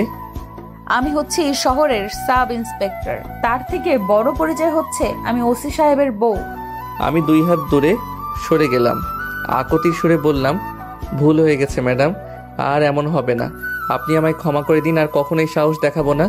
উপমা আমার অভিনয় দেখে ফিক করে হেসে দেয়। খিলখিল করে হাসছে আমার বউরানীটা। কি যে ভালো লাগছে তার হাসিটা দেখতে। হয়েছে, এখন আমাকে কোলে নিয়ে বাসায় চলো, তাহলেই আর শাস্তি পেতে হবে না। অজ্ঞতা বউকে আবার কোলে নিয়ে হাঁটা ধরি বাসার পথে। বাসায় এসে দুজনে ফ্রেশ হয়ে বিছানায় বসলাম। পকেট থেকে ফোনটা বের করে কনস্টেবলকে কল করি। আসসালামু আলাইকুম স্যার। স্যার, এই সময় আমাকে কল দিলেন? ওয়ালাইকুম আসসালাম। তোমার একটা কাজ আছে। তোমাকে একটা গাড়ির নাম্বার দিচ্ছি, খোঁজ করে দেখো কার গাড়ি, আর দেখা পেলেই থানায় নিয়ে আসবে। ওকে, নাম্বারটা দিলাম। ঠিক আছে স্যার, আমি দেখছি। ফোনটা পাশে রেখে উপমার হাতটা আমার হাতের মুঠোয় নিয়ে ওর দিকে তাকালাম। মেয়েটির মুখে এখনো ভয়ের ছাপ স্পষ্ট দেখা যাচ্ছে। ওর মুখে হাত বুলিয়ে বলি, এখনো ভয় পাচ্ছ? এতটা ভয় পেলে চলবে? তুমি তো একজন সাহসী পুলিশ অফিসার। তোমাকে এভাবে ভয় পাওয়া মানায় না। উপমা আবারও 2 ফোঁটা পানি ফেললো। ভয় আর কি নিজের জন্য হচ্ছে, ভয় হয় তোমায় নিয়ে। একবার তো সামলে নিয়েছো, তখন তো আমি সাহায্য করেছিলাম, কিন্তু এবার যদি আমি হারিয়ে যাই তাহলে তোমার কি হবে? উপমার চোখের পানি মুছে দিলাম। তুমি শুধু শুধু এসব ফালতু চিন্তা করছো। তোমার কি হবে? হ্যাঁ, কিচ্ছু হবে না তোমার। আমার মনে হয় এটা একটা ইচ্ছাকৃত ষড়যন্ত্র। কিভাবে বুঝলে? আমি প্রথমে ভেবেছিলাম গাড়িটা ব্রেক ফেল করেছে, কিন্তু পরে যখন দেখলাম গাড়িটা সম্পূর্ণ নিয়ন্ত্রণে রয়েছে, তখন আর বুঝতে বাকি রইল না এটা তোমাকে মারার একটা পরিকল্পনা। আমি কার কি ক্ষতি করেছি যে আমায় মারবে? পুলিশ জয়েন করার পর তো কোনো অপরাধীকেও ধরিনি, তাহলে আমাকে মারার মতো কে থাকবে? আমি যেটা আন্দাজ করছি, যদি সেটা হয় তাহলে একদম শেষ করে ফেলবো তাকে। কাকে শেষ করবা তুমি? বাদ দাও, এখন ঘুমাবে চলো। উপমা আহ্লাদি কণ্ঠে বলল, আজকে রাতে কেউ ঘুমায়? আমাকে আদর করবা না? উপমার কপাল থেকে কয়েকটা চুল সরিয়ে দিয়ে বললাম, আজ তোমার উপর অনেক ধকল গেছে, এখন একটু বিশ্রাম করো। আদর তো সারা জীবনই করতে পারবো। উপমা ভেংচি কেটে বলল, বিয়ের আগে কত চাপাবাজি, আমাকে দেখলে রোম্যান্স করতে ইচ্ছে করে, এটা করতে ইচ্ছে করে, ওটা করতে ইচ্ছে করে। এখন নেতিয়ে পড়েছে। বাপরে, মেয়ে তো দেখি সাংঘাতিক। আমার পুরুষত্বের দিকে আঙুল তুলেছে। এটা তো মেনে নেওয়া যায় না। মুহূর্তের মধ্যেই উপমাকে বিছানায় চেপে ধরে ঠোঁটে মুখে ইচ্ছে মতো আদর করতে লাগলাম। তারপর দীর্ঘ সময় নিয়ে একটা ওয়ানডে ম্যাচ খেললাম। যা ডোজ দিয়েছি তাতে মনে হয় না উপমা বিছানা থেকে উঠে হাঁটতে পারবে। এদিকে উপমা শুধু ফুঁসছে, বেচারি কিছু বলতেও পারছে না। বেশি ভাব নিতে গিয়ে ফাটা বাসে চিপায় পড়ছে। শয়তান, খবিস, হনুমান, গন্ডার, জিরাফ, লেজকাটা বানর। আদর করতে বলেছি বলে এভাবে? এখন আমি হাঁটবো কিভাবে? তোমার ঘাড়ে চেপে সারা দুনিয়া ঘুরবো বলে দিলাম। ছেলেদের পুরুষত্বের দিকে আঙুল তুললে ছেলেরা এতটাই খেপে যায়। তোমাকে আমি পুলিশে দেব। এই মেয়ে কথায় কথায় শুধু পুলিশের ভয় দেখায়। ওর মাথার তার কি ঢিলে হয়ে গেছে? হয়েছে, এবার ঘুমাও, অনেক রাত হয়েছে। আসো, তোমাকে নিয়ে বুকে ঘুমাবো। না, আমি তোমার বুকে ঘুমাবো না। বলেই উল্টো পাশ হয়ে শুয়ে পড়ে। ওকে ভয় না দেখালে হবে না। বলি, মনে কি ভয় ডর বলতে কিছু নেই? ওয়ানডে ম্যাচ খেললাম, এবার কিন্তু টেস্ট ম্যাচ খেলবো। বলতে দেরি, কিন্তু বুকে মুখ লুকাতে দেরি হলো না। পাগলিটার পাগলামি দেখতেই ভালো লাগে। একটু পর বুকে পিঁপড়ে কামড়ানোর মতো ব্যথা পাচ্ছি। তাকিয়ে দেখি উপমা আমার বুকে কামড় বসিয়েছে। ওকে মুখ বরাবর তুললাম। খানিকটা সময় দুজন দুজনের চোখের দিকে তাকিয়ে রইলাম। তারপর উপমার ঠোঁটে আলতো করে ঠোঁট ছোঁয়ালাম। কিছুটা সময় অতিবাহিত হওয়ার পর বুকে শক্ত করে জড়িয়ে ধরে বললাম, এখন আর দুষ্টুমি নয় বৌরানী, এবার ঘুমাও, না হলে আমি রেগে যাব। বলে কপালে আরও একটা আদর দিলাম। এবার আমার বৌরানীটা একটু শান্ত হলো। ওর মাথায় হাত বুলিয়ে দিতে শুরু করি। এরপর আস্তে আস্তে দুজনেই হারিয়ে গেলাম ঘুম রাজ্যের অতল গহ্বরে। অতীতকে অতীতই থাকতে দিন। একে মনে করে নিজের জীবনটাকে বিষাক্ত করবেন না।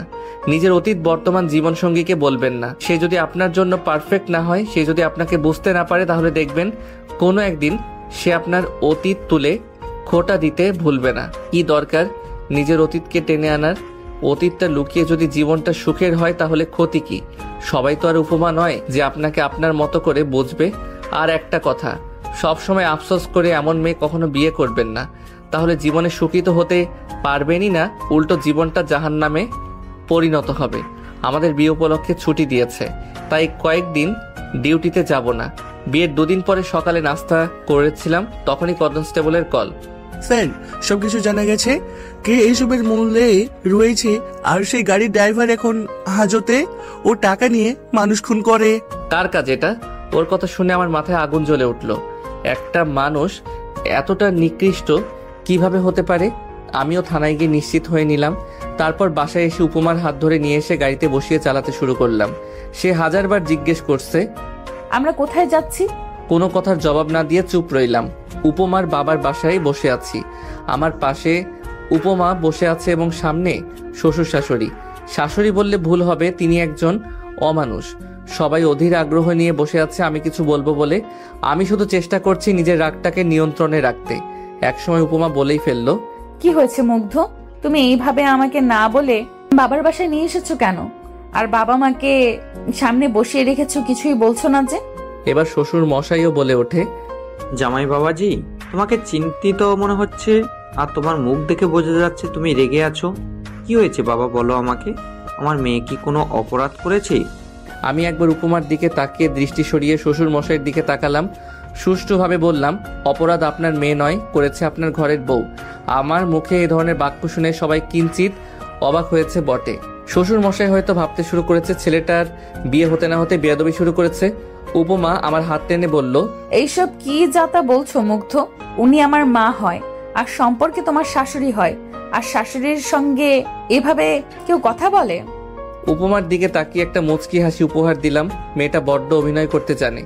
আর কত অভিনয় করবে ভালো থাকার, নিজেকে খুশি রাখার, আর কত মিথ্যা হাসি দেবে এই মুখ দিয়ে।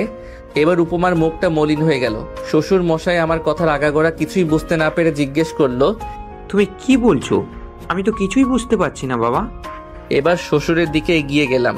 মেয়েকে জন্ম দিয়ে নিজের দায়িত্বটা গুটিয়ে নিয়েছেন।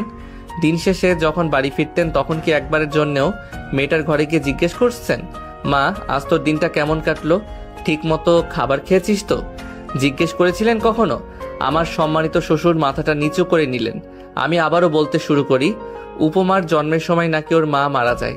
তারপর উপমার দেখাশোনার জন্য দ্বিতীয় বিয়ে করেন। সকালে কাজে যান নিশ্চিন্ত হয়ে, এই ভেবে যে আপনার বউ উপমার দেখাশোনা করবে।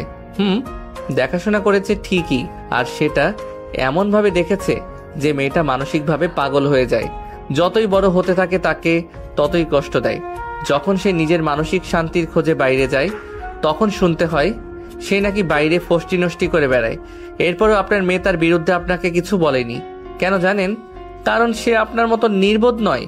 জন্ম দিলেই দায়িত্ব শেষ হয়ে যায় না, বাচ্চাদের ভালোবাসতে হয়, না হলে তারা বকে যায়। কিন্তু উপমা নিজেকে সঠিক রাস্তায় ঠিকই রেখেছে। আপনারা তো পিতামাতা নামের কলঙ্ক। কথাগুলো শুনে শ্বশুরের চোখ দিয়ে দুফোঁটা পানি গড়িয়ে পড়ল, আর আগুন ঝরা দৃষ্টি নিয়ে তাকিয়ে আছে তার বউয়ের দিকে। মিসেস হাসান একটু চুপসে গেছে। শ্বশুর মশাই মিসেস হাসানের কাছে গেলেন। মুগ্ধ যেগুলো বলেছে সেগুলো কি সত্যি? হাসান চুপ করে রইলেন। কি হলো, চুপ করে আছো কেন? এখন চিৎকার করে লাভ নেই, এখনো তো আসল কথা বলিই নাই। এবার সবাই আরো ভ্রু কুচকে তাকালো আমার দিকে। উপমা আমায় প্রশ্ন করলো, আসল কথা মানে? তুমি ক্লিয়ার করে বলো তো বাবা। শ্বশুরের কথায় তার সামনে গেলাম।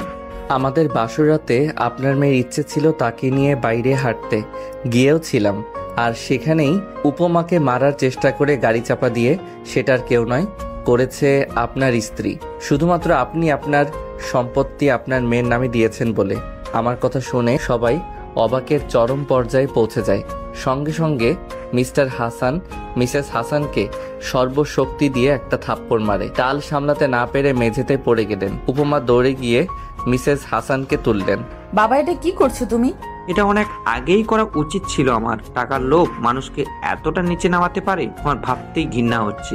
মিসেস হাসানের প্রতি এই ব্যবহারে আমার এতটুকু খারাপ লাগছে না। আমি আরো তার সামনে গিয়ে বললাম, আপনার ভাগ্য ভালো যে উপমার কোনো ক্ষতি হয়নি, তাই শুধুমাত্র শাশুড়ি বলে ছেড়ে দিলাম।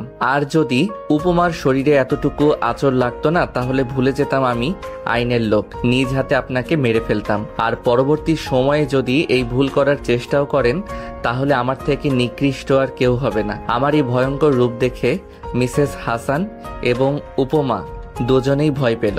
উপমা আমার কাছে এসে আমার দুই চোয়ালে হাত রেখে বলল, প্লিজ তুমি শান্ত হও, দেখো আমার তো কিছুই হয়নি। উপমার কাঁধ জড়িয়ে ধরে শ্বশুরকে বললাম, বাবা, আপনার যা সম্পত্তি আছে সব আপনার স্ত্রীকে দিয়ে দিন। দুজনে চাকরি করি, আলহামদুলিল্লাহ সুখেই কাটাতে পারবো আমাদের জীবন। আর শাশুড়ি মা, আপনাকে বলছি, মানুষকে কিভাবে ভালোবাসতে হয় সেটা আপনার মেয়েকে দেখে শিখে নিন। আপনি তাকে এত কষ্ট দেওয়ার পরেও সে আপনাকে শ্রদ্ধা করতে ভুলেনি, ভালোবেসে গেছে। যখন চলে আসতে যাব তখনই উপমা আমাকে টেনে ধরে। পিছনে তাকিয়ে দেখি শাশুড়ি মা উপমার পা জড়িয়ে ধরেছে আর হাউমাউ করে কাঁদতে শুরু করেছে। মা, তুই আমাকে ক্ষমা করে দে, বিশ্বাস কর আমি টাকার লোভে অন্ধ হয়ে গিয়েছিলাম। তুই আমাকে ক্ষমা না করলে তোর বাবা আমাকে বাড়ি থেকে বের করে দেবে। তার চোখ দিয়ে অনর্গল পানি গড়িয়েই চলেছে। উপমা জানে এখন তার প্রতি সহানুভূতি দেখালে আমি রেগে যাব, তাই সে আমার দিকে তাকালো মায়া ভরা দৃষ্টি নিয়ে। আমিও ইশারায় বললাম, তাকে সামলে নাও। উপমা আমার অনুমতি পেয়ে মিসেস হাসানকে তুলে বুকে জড়িয়ে নিল। মানুষ ভুল করতেই পারে, সেটা হোক বড় বা ছোট ভুল। প্রতিশোধ না নিয়ে ক্ষমা করে দিন, দেখবেন আপনার প্রতিপক্ষ নিজেই লজ্জিত হয়ে যাবে। আপনি যদি তার সাথে লড়াই না করেন তাহলে সে জিতবে কিভাবে? আর যদি লড়াই না হয় তাহলে সে একা একা কিভাবে লড়াই করবে? সে যদি চেয়েও লড়াই করতে না পারে তাহলে সে নিজেই লজ্জিত হয়ে যাবে। হার মেনে নিতে বাধ্য সে। সেখান থেকে বেরিয়ে বাড়ি আসছিলাম, মাঝ রাস্তায় একটা অ্যাক্সিডেন্ট হয়। ভিড় ঠেলে গিয়ে দেখলাম আর কেউ নয়, দুর্ঘটনা হয়েছে আমার ভাইয়ের সাথে। রক্তাক্ত অবস্থায় পড়ে রয়েছে রাস্তায়, অথচ আশেপাশের লোকজন তামাশা দেখতে ব্যস্ত। কেউ কেউ করছে ভিডিও, আবার কেউ গেছে লাইভে। ভাই, আমাদের সমাজটা এমনই, তাদেরকে আপনার বিপদে পাশে পাবেন না, পাবেন সুখের সময়। ভাইয়া আমাকে দেখে হাত দিয়ে ইশারা করলো, হয়তো ডাকছে। আমি সব রাগ অভিমান ছেড়ে ফেলে দৌড়ে গেলাম ভাইয়ের কাছে। তার মাথাটা আমার কোলে তুলে নিলাম। ভাইয়া আমার হাত দুটো মুঠো করে নিয়ে ভাঙা কণ্ঠে অনেক কথা বলল। ভাইয়ার কথা শুনে আমার কলিজাটা ফেটে যাচ্ছে। পৃথিবীটা শুধু ঘুরছে। শিখা আমার জন্য নিজের জীবনটা এভাবে শেষ করে দিল, আর আমি স্বার্থপরের মতো তাকে একলা ফেলে চলে এসেছিলাম। ভাইয়ার মৃতদেহটা আমার কোলে। তার মৃত্যুর আগে আমাকে কিছু কথা বলে গিয়েছে, যেগুলো শুনে আমার শরীরের প্রতিটি পশম দাঁড়িয়ে গেছে। তার কথাগুলো ছিল, ভাই, আমাকে তুই ক্ষমা করে দিস। তোর উপর অনেক অন্যায় করেছি আমি, জানি আল্লাহ আমাকে ক্ষমা করবে না। তুই দয়া করে আমাকে ক্ষমা করে দিস। আমি তোকে মায়ের ভালোবাসা থেকে বঞ্চিত করেছি, তোর জীবনটাও শেষ করে দিয়েছি আমি। এই অপরাধের ক্ষমা হবে কি না জানি না। শিখা তোর সাথে কখনো অভিনয় করেনি, আমি তাকে অভিনয় করতে বাধ্য করেছি। মেয়েটা তোকে সত্যি ভালোবাসে রে ভাই। আজ আমার কারণে তোদের এই বিচ্ছেদ। তুই দয়া করে শিখার সাথে দেখা কর, ওর অবস্থা খুবই খারাপ। শিখা তোকে ঠকায়নি, সে তোর সুখের জন্য, তোর ভালোর জন্য নিজের জীবনটা জাহান্নামে পরিণত করেছে। ভাইয়ার কথা বলতে কষ্ট হচ্ছে, তবু সে কথা বলেই যাচ্ছে। আর এদিকে আমার মাথা শুধু ঘুরছে। ভাইয়ার কথার কোনো মানে আমি বুঝতে পারছি না। আমি বললাম, এসব কথা পরে হবে, আগে তুই হাসপাতালে চল। ভাইয়া আমাকে থামিয়ে দিয়ে বলল, আমি হয়তো আর বাঁচব না, এতটাই পাপের ভার বেশি হয়েছে আবার। বলতে না বলতেই শেষ নিঃশ্বাস ত্যাগ করলো আমার কোলে। সত্যি বলতে ওর মৃত্যুতে খুব একটা কষ্ট হলো না আমার। সব সমস্যা মিটিয়ে উপমাকে নিয়ে বাড়িতে নিয়ে গেলাম ভাইয়ার লাশ। আবার সেই অবহেলিত হওয়া বাড়িতে ফিরবো ভাবিনি কখনো। সময় কত কিছুই না করতে বাধ্য করে। বাড়ির ভিতরে ঢুকে তাকিয়ে রইলাম চারিদিকে, কোথাও কেউ নেই। বাড়িটা কেমন মৃত হয়ে গেছে। কোথায় তুমি? আমি ডাকার কিছু মুহূর্ত পরেই ঘর থেকে বেরিয়ে এলো মা। আমাকে দেখে দৌড়ে এসে জড়িয়ে ধরে অজস্র চুমুতে ভরিয়ে দেয় আমার মুখ। বাবা, এতদিন পর আমাদের কথা মনে পড়লো তোর? কিভাবে মাকে ছাড়া থাকতে পারলি? বলেই হু হু করে কেঁদে ওঠে। মা, কান্না থামাও, একটা খারাপ সংবাদ আছে। মা এবার হেঁচকি তুলে বলল, তুই কি আবার আমাকে ছেড়ে চলে যাবি? তেমন কিছু না, বাইরে তোমার বড় ছেলের লাশ রয়েছে, দুর্ঘটনায় মৃত্যু হয়েছে। ভাইয়ার মৃত্যুর খবর শুনে মায়ের তেমন কোনো হেলদোল পেলাম না।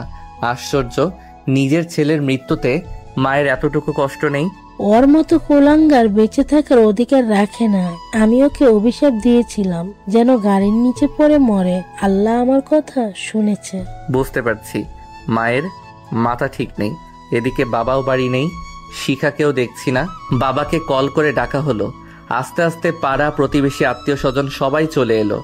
দাফনের কাজ শেষ করে আবার বাড়িতে ফিরলাম। মা মুখে শাড়ির আঁচল গুজে কাঁদছে। হাজার হোক মাই তো, সন্তান যতই অপরাধ করুক মায়ের কাছে সে ক্ষমা পাবেই। বাবা সবসময় কেমন অপরাধীর চোখে আমার দিকে তাকিয়ে আছে। মায়ের অবস্থা তেমন একটা ভালো নয়। উপমাকে নিয়ে মায়ের পাশে বসলাম। উপমাকে দেখিয়ে বললাম, মা, তোমার বৌমা। উপমা মাকে সালাম দিল। মাও চোখের পানি মুছে উপমার থুতনিতে হাত রেখে বলল, অনেক মিষ্টি আমার বৌমা।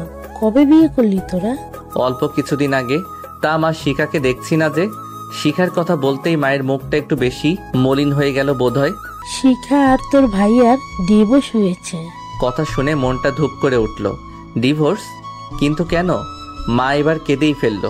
হঠাৎ বাবা বলে ওঠে, তোর মার বলার অবস্থায় নেই। আমি বলছি, তুই যখন বাড়ি ছেড়ে চলে যাস তারপর থেকে শিখার ওপর অত্যাচার করত, কারণ শিখা তাকে স্বামী হিসাবে মানতে নারাজ। শিখা তোকে ঠকায়নি বাবা। আবির মানে তোর বড় ভাই তোকে মেরে ফেলার হুমকি দিয়ে শিখাকে ভয় দেখিয়ে বিয়ে করেছে। এগুলো আমরা জানতে পারি কিছুদিন আগে। আর শিখা তোর মৃত্যুর ভয়ে ওই জানোয়ারটাকে বিয়ে করে ফেলে। নিজের জীবনের শখ আহ্লাদ, তোকে নিয়ে দেখা সব স্বপ্ন, ইচ্ছে, আকাঙ্ক্ষাকে গলা টিপে হত্যা করে। তখন আমরাও তোকে ভুল বুঝেছিলাম, কারণ আবির শিখাকে দিয়ে বলেছিল তুই নাকি শিখার সাথে প্রতারণা করেছিস। তোকে নানানভাবে আমাদের সামনে খারাপ করেছে। তারপর তুই যখন চলে গেলি তখন শিখার প্রতি শুরু হলো আবিরের অত্যাচার। জোর করে আমার থেকে সব সম্পত্তি লিখে নেয়। তারপর প্রতি রাতে নেশা করে বাড়িতে এসে শিখাকে মারত। আমরা কিছু বলতে গেলে আমাদেরকে। বলেই হু হু করে কেঁদে ওঠে বাবা। চোখের পানি যেন বাদ মানছে না। আমি যতই বাবার কথা শুনছি ততই বুকটা চিনচিন করে উঠছে। তোমাদেরও কি? নেশা করে শিখাকে তো মারতই, আমরা বাধা দিলে আমাদেরকেও মারতো সে। বাবার এই কথাটি শুনে রাগে চোখ দুটো বন্ধ হয়ে গেল। ইচ্ছে করছে জানোয়ারটাকে কবর থেকে তুলে আবার মেরে ফেলি। বাবা আবার বলতে শুরু করলো, নেশা তো করতোই, সাথে বাড়িতে মেয়েও নিয়ে আসতো আর শিখাকে ঘরের বাইরে বের করে দিত। শিখা আবিরের হাজারো লাথি খেয়ে পড়ে থাকতো। একটা সময় আমরা সবাই মিলে ওদের ডিভোর্স করিয়ে দেই। মেয়েটা প্রায় মরতে বসেছিল। প্রতি রাতে তোর ছবি জড়িয়ে ধরে অঝোর ধারায় কান্না করত। মেয়েটা আজও তোর ছবি দেখে চোখের পানি ফেলে। মেয়েটা শুধু কষ্টই পেয়ে গেল রে বাবা। শুধু তোর জীবনের কথা ভেবে মেয়েটা নিজের জীবনটায় জাহান্নাম করে দিল।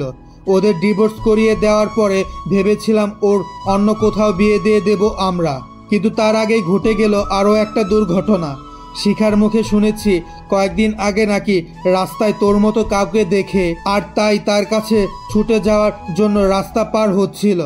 এপাশ ওপাশ না দেখেই হুট করে রাস্তায় চলে যাওয়ায় প্রাইভেট কারের সাথে ধাক্কা খায়। পা দুটো একটুর জন্য বেঁচে গেছে। বাবার কথাগুলো শুনে আমার মাথায় বাজ পড়ার মতো অবস্থা।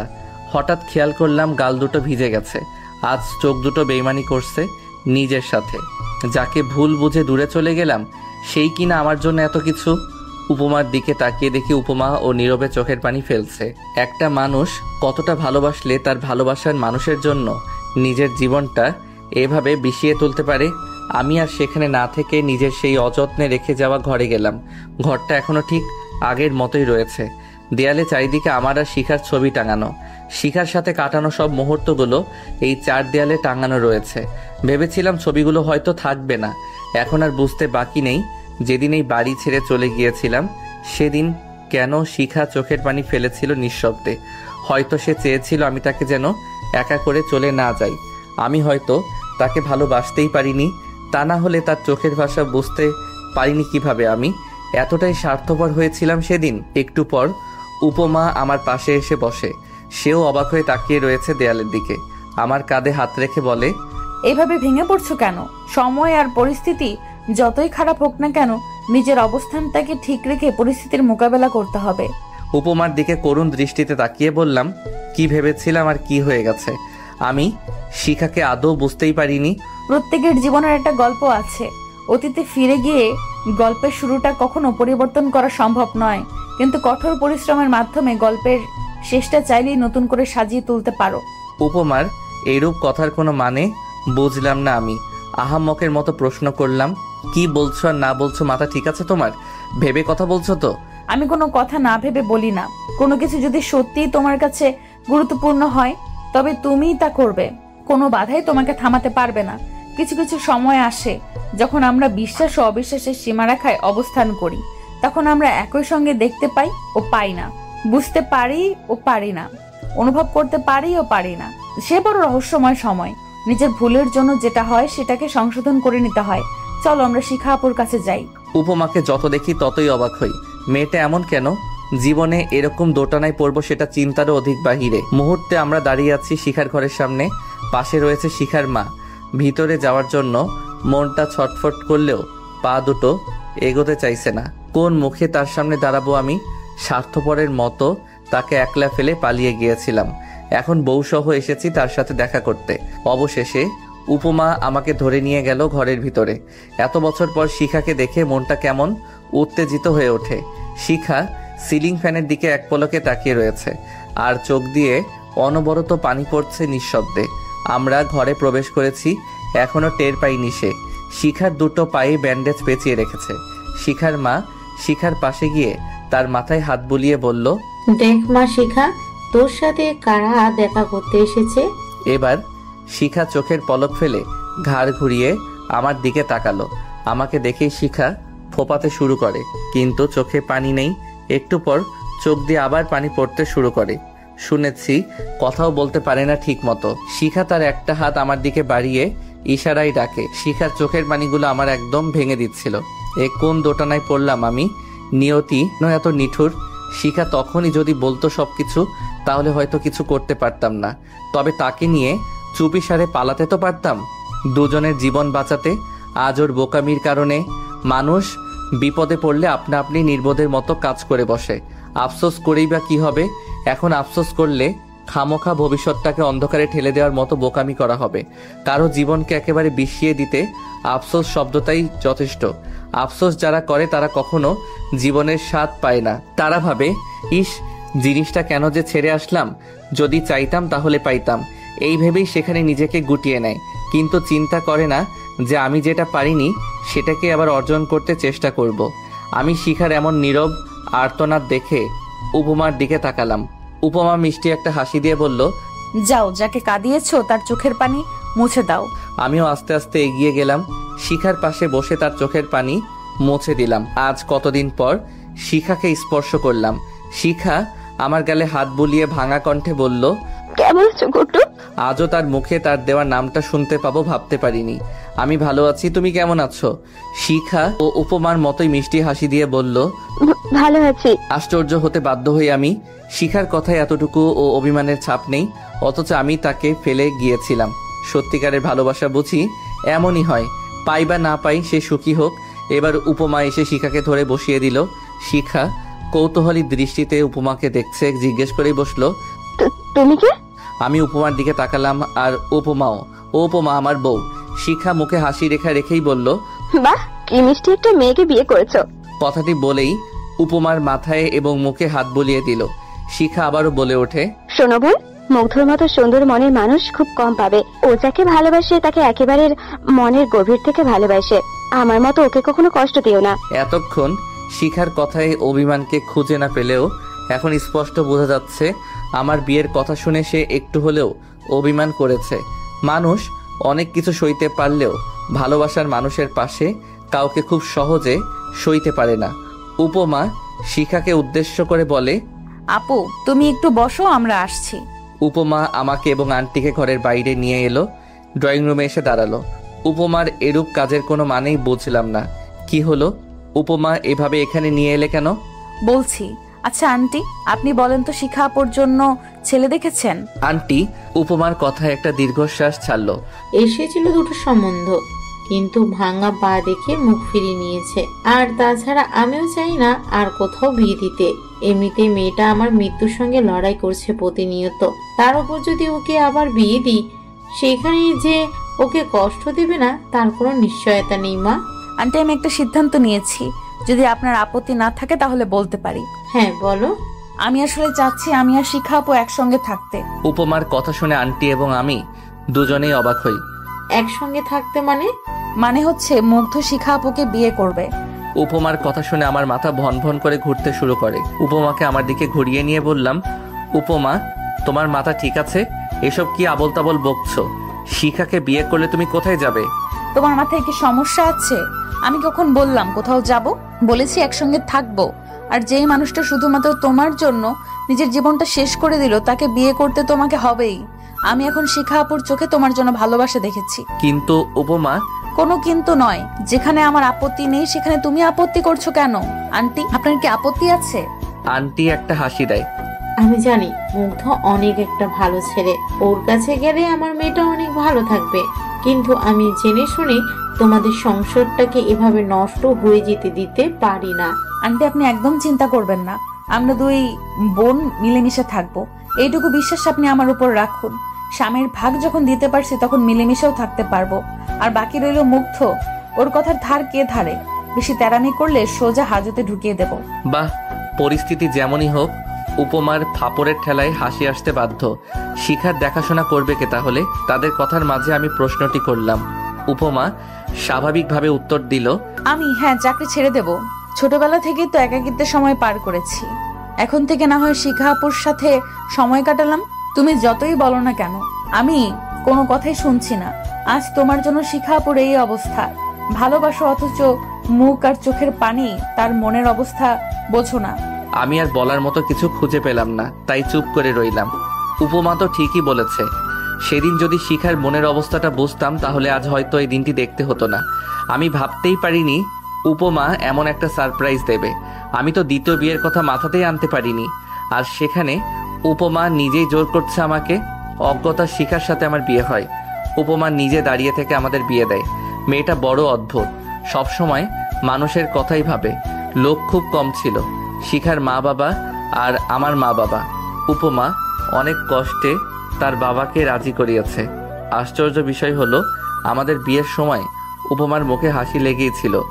এক মুহূর্তের জন্যেও মুখটাকে মলিন করেনি। শিখাও বিয়েতে রাজি ছিল না, কিন্তু উপমার পাগলামির কারণে সেও রাজি হয়েছে। যাক, এখন একটু হলেও নিজের ভুলের বোঝা কমে গেল।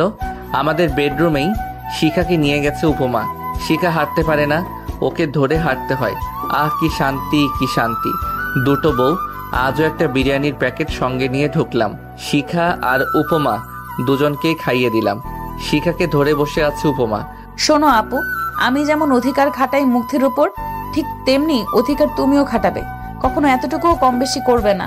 দুজন ওকে সমানভাবে ভালোবাসবো। আমাকে কখনো সতীন ভাববে না, ভাববে মায়ের পেটের বোন। না হলে খবর আছে বলে দিলাম। আর এই যে মিস্টার, আপনিও আমাদের দুই বোনকে সমানভাবে ভালোবাসা দিবেন। উত্তর স্বরূপ একটা মুচকি হাসি দিলাম। সত্যি তোমার তুলনা হয় না উপমা। শিখা উপমার কপাল টেনে সুন্দর করে শব্দ করে একটা চুমু দেয়। ছোটবেলায় মাকে বলতাম, মা আমার একটা ভাই বা বোন নেই, বড় আফসোস হতো অন্যান্য ভাই বোনের খুনসুটি দেখে। তবে আমি আজ একটা বোন পেলাম। ওদের দেখে সত্যি আনন্দে আমার মনটা ভরে ওঠে। কত তাড়াতাড়ি নিজেদের আপন করে নিল। আমি তাদের পাশে বসলাম। প্রথমে শিখাকে কাছে টেনে নিলাম।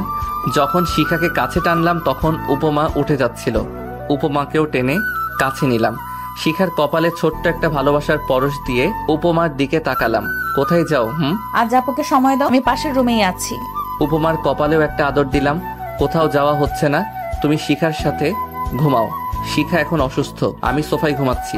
না, কেউ আলাদা থাকবো না, সবাই একসাথেই ঘুমাবো। শিখার কথায় উপমা আর কিছু বলল না, তিনজন শুয়ে পড়লাম।